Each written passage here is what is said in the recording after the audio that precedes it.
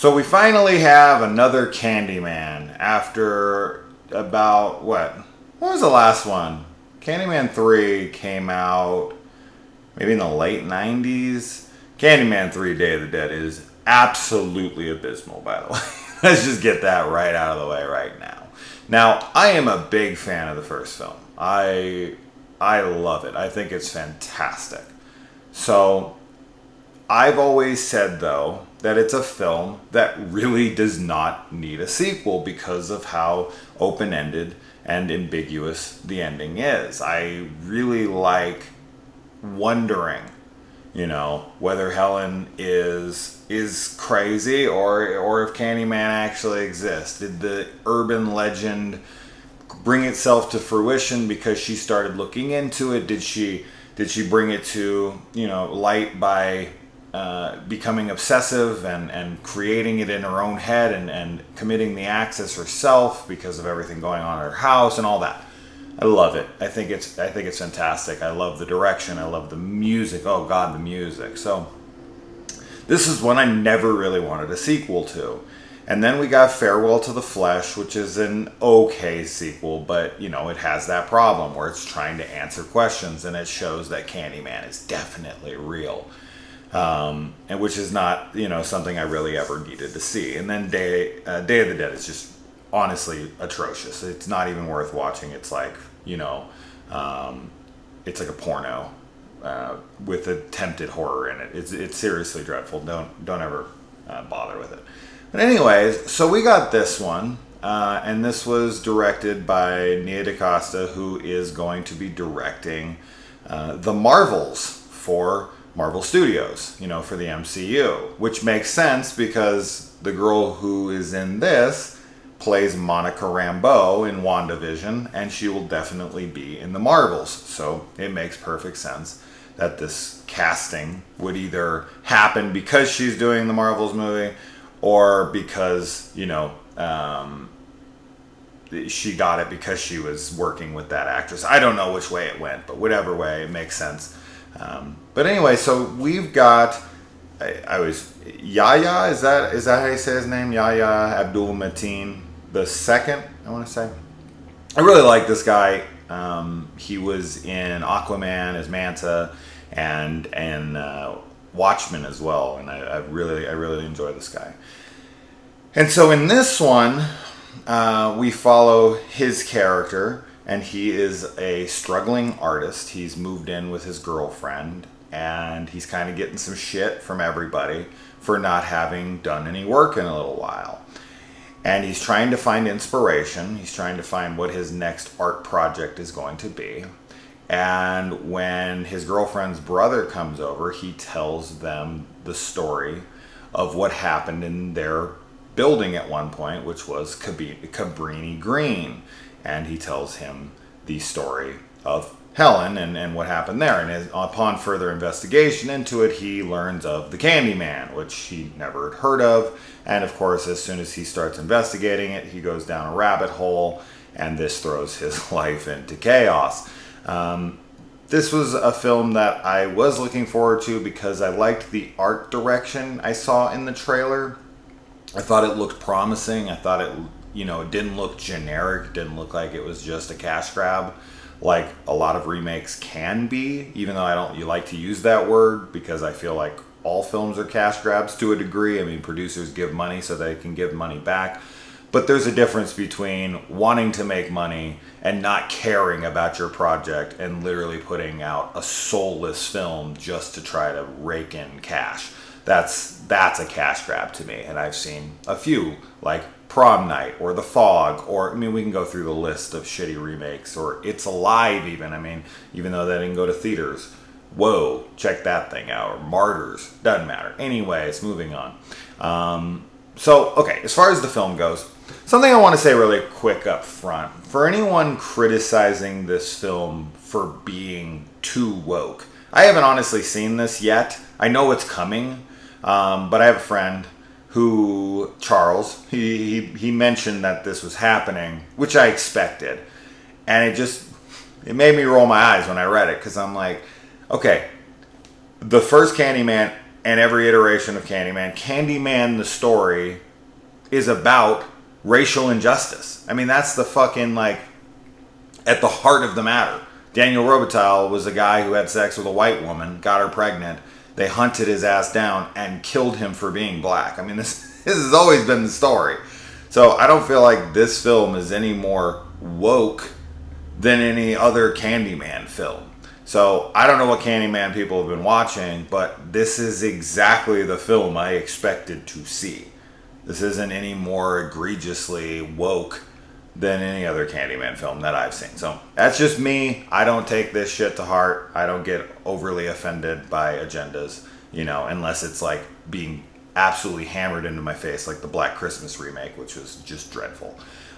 Anyways, okay, that being said, I really liked the direction they took with the lore and what it all culminated to and what it all meant to the legacy of the Candyman name.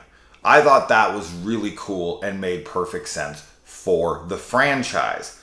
They didn't take a franchise that had no, like, woke, message to it and insert it. That's not what happened here. That was always there. They just expanded upon it. I can't say what it is, obviously. It's spoiler free. But regardless, I like what they did for the legacy of the character, what it means now. I think that was really smart. I also like the reveal of who characters are. I thought that was cool. So I really enjoyed that stuff, and I liked all of the paper puppetry that has. You can see it in the trailer. Instead of using flashbacks to the first film to show the story of what happened before, they tell it through this like cool paper puppetry stuff, and I loved that. I thought that was a really cool, unique way to not just use footage from an old film. Like, oh, here, we'll just, use somebody else's film to tell our story. No, I'm going to do it as a fairy tale, as an urban legend, as Candyman is. And it's going to be shown as such, like, through the eyes of a child, which is how a lot of these stories get passed on. So I really, really liked that. The use of the old music blended with the new spin on it, plus its new score, was very good. Really liked that stuff a whole lot. So I was on board with all of that stuff. And the direction is good. All that's fine. Where I really didn't connect with the film was in a couple aspects. Namely, first and most importantly, because this is the kind of film it is, the horror really didn't work for me. I went with my fiance, and we both, came out of the theater, and she gets more scared than I do during film. She loves it. I mean, that's why she watches horror movies. I don't get scared during them. I like them for a different reason. She likes them because they scare her. She likes them for other reasons as well, but that's her main reason for enjoying them, is she likes to feel scared. And when we talked about it, she was like, I didn't feel even the slightest bit of scared or uneasy or anything during the entire movie. And I was like, okay, good, because that's how I felt the whole time too. Not that I was going to get scared, but I can feel it. I can be like, oh, that was creepy. Ooh, that was a good setup. Ooh, the horror just did not work for me.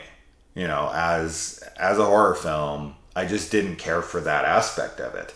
And I definitely could see that being a huge letdown for a lot of people who are just going to see a scary movie. If you want to see a continuation of the first film, this is a franchise that you like, or if you do want to see kind of the social commentary or whatever it is that you're going for, that might work for you. And the horror might work for you. I just personally thought that actually was fairly generic and really, really goreless. I mean, this movie has almost none. Like, there was children in the theater, like really small kids in the theater, and at first I was all like, come on, man, why do you have a kid in here? That's so stupid. And by the end of the movie, even though I don't think they should have been in the theater at that age, they were really little. I came out and I was like, well, I mean, at least there wasn't anything graphic in the film. I mean, shit, that sucks for us, because I really wish there would have been some graphic kills in the film. There isn't. I actually saw somebody say they're oh, well, it's gory. Where? Where? Almost every kill's done off screen. you see almost no aftermath of any deaths. You'll just see like, they'll look on the ground and then like blood will be dripping and then some blood will come down. Blood isn't gore. Okay. We need to stop thinking blood is gore because it isn't. Okay. That you have to see skin being torn apart. You have to see the insides of people's bodies. You have to see heads getting lopped off. Blood is not gore. So anyone who's calling blood gore is just inaccurate in my opinion. But yeah, sure, there's some blood in the movie. But as far as gore, you see like a slashed throat that looks good. And then something's happening to somebody's body where some cool makeup effects makes their body look grosser and grosser. So that was cool. But as far as the kills go, there's almost none to be had. And that's not necessary. I mean, I would love it. I should say it isn't necessary. It's necessary for me, but it's not absolutely necessary. As long as the film is hitting that eeriness and the atmosphere, and it's focusing on those things, I'm fine with that. That's totally fine. But I don't know, the horror just didn't work for me. Another thing that wasn't really working for me was the connection to certain characters and what their involvement and role in the film was. And in the end, there's a character that's in this that our main character meets and has kind of a relationship with for a little bit. And their involvement in the end, I was like, I talked to Kaylee after and I was like, I don't understand what this person's like motives were here. I don't feel like that was explored almost at all. Like, yeah, I can like ascertain them for myself, right? I can figure it out to a degree, but it's mostly just guesswork for me. Maybe on a second watch, I'd be like, okay, maybe their motives are stronger and I maybe just missed something.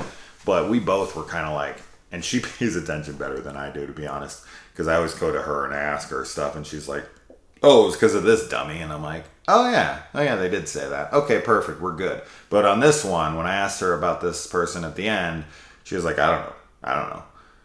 So that definitely hurt because I didn't understand why they were doing what they were doing at all. Like, as I said, I can surmise. I can be like, it's because this happened to them and now they want this to happen. But I just don't feel like that's clear enough. And then as far as his girlfriend goes, Monica Rambeau from WandaVision, there's some stuff with her past that isn't explored anywhere near enough to have that emotional weight or connection to what's going on as much as I wish it would have.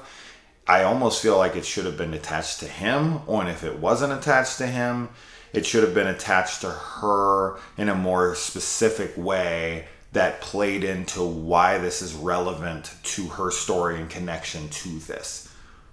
I just wanted things to have more connection with the characters emotionally and their investment. Because if I was doing a spoiler thing, I'd be talking about what I had discussed on how that could have worked better. Why her past issues could have really played in to the whole message of the film in the end. And I do really like that. And make no mistake, this is very much a sequel to the first film. 100%. 100%. A direct sequel. But here we go. Yet again, we have another sequel that's just the name of the original film. Candyman, Halloween, Scream, Texas Chainsaw Massacre. We get one of those this year. Get the fuck out of here with all these titles. Ugh, it's so annoying. But yeah, now it's Candyman 2021 and Candyman 1992. Candyman what? Candyman anything. Candyman Returns. I don't really care if the name even works or if it's even good. I just want it to not be just Candyman. Anyways, overall, I liked it. I'm at a it's good. As a horror movie, I don't think it works that well. And I definitely think there's some story mistakes for me that I just don't feel like made all the sense at the end that could have had that really impactful, like, oh wow, this is why this person's doing this, and this is why this person's affected in this way because of this. So yeah, Good. I'm going with good at best for me. I gave it like a 3.5 on Letterboxd out of 5, and that's where I'm staying for now. But we'll see. Maybe I'll give it another viewing in the future. But I definitely did not love it. I didn't hate it, but definitely walked away from it. And all the kills are just super generic to me. Outside of one that takes place from further away as it's panning. I thought that was cool. I liked that. But everything else, I was just like, wasn't into it. So, yeah, when you don't land the horror in a horror movie, that hurts. But anyways, what do you guys think? And let me know below. Adios.